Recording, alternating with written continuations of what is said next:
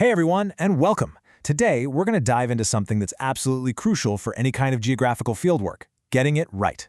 And we're going to do it by cracking open a real case file, a 2023 geography exam question that reveals a classic trap that, honestly, so many people fall into. It's a fantastic lesson in why you have to look beyond the numbers. So this is the big question, the central mystery for today. How is it possible that you can have a set of data that looks perfect, it's all neatly calculated, the graph is beautiful, and it tells a story that seems to make total sense, but it's actually completely fundamentally wrong? Well, let's find out. All right, so let's get into the case file. We've got a group of students, and they've been given what sounds like a pretty straightforward mission. Go out and investigate how the wind varies in their local neighborhood. You know, it's a classic fieldwork assignment.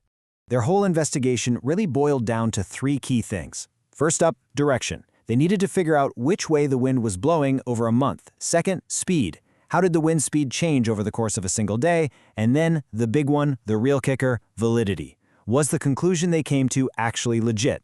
Was it really supported by the evidence they gathered? Okay, so let's play detective and look at the evidence these students collected. And you know, when you first look at it, everything seems to check out. The numbers seem to be telling a very clear, very logical story. So, Exhibit A is this table right here. This is their wind direction data from August 2020. It shows you exactly how many days the wind blew from the north, northeast, east, and so on. The first task they had was a simple bit of math. Figure out the percentage of days the wind blew from the southwest. And honestly, the math is super straightforward. You look at the table, you see the wind blew from the southwest for 6 days. We know August has 31 days, so you just do 6 divided by 31, multiply by 100, and boom, 19.4%. A perfect, precise answer. Everything's looking good, right? All right, moving on to the next piece of data, wind speed. The students went out and measured the wind at different times on one particular day, and they plotted all their findings on this line graph.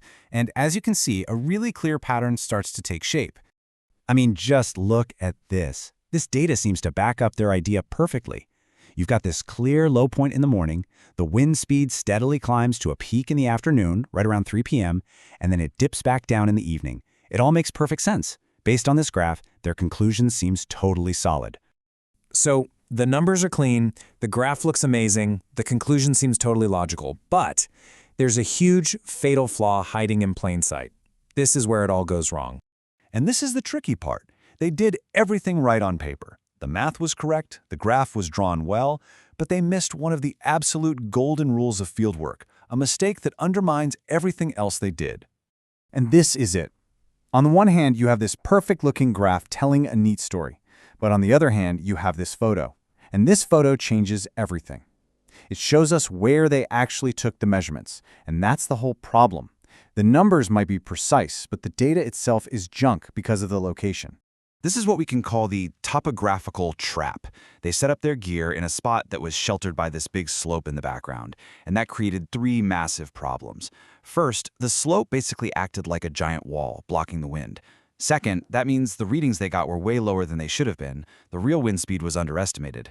And third, you just can't measure in one weird sheltered spot and then claim it represents the entire neighborhood. That's a huge single-site bias. Okay, so we found the flaw. Now, how do we fix it?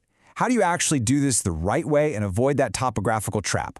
Well, it really comes down to three things: having the right instrument, using the right technique, and being consistent. Step 1, and this is non-negotiable. You need the right instrument. Using a digital anemometer like this one gives you precise numerical data. It takes all the guesswork out of it. You can't have good data if you don't start with a good, reliable instrument. Step 2 is all about your technique, the geometry of measurement, if you want to get fancy. See, your own body can block the wind and mess up the reading. So by holding the anemometer out at arm's length, you get your body out of the way. And holding it at eye level every single time means all your measurements are taken from the same height, which is so important for a fair test. And finally, step 3 is all about discipline and consistency. You need a rock-solid schedule. That means you take your measurements at the same times each day, say every 3 hours. It also means you take at least a couple of readings each time, not just one. And then you average those readings together. That simple step helps smooth out any weird, sudden gusts of wind or other little anomalies. So let's put it all together now. When you actually compare the students' flawed approach with a truly flawless method, the difference between them is, Well, it's night and day. This little matrix here lays it all out perfectly. Look at spatial location. Instead of a single, sheltered site, the flawless way is to test across multiple, open sites.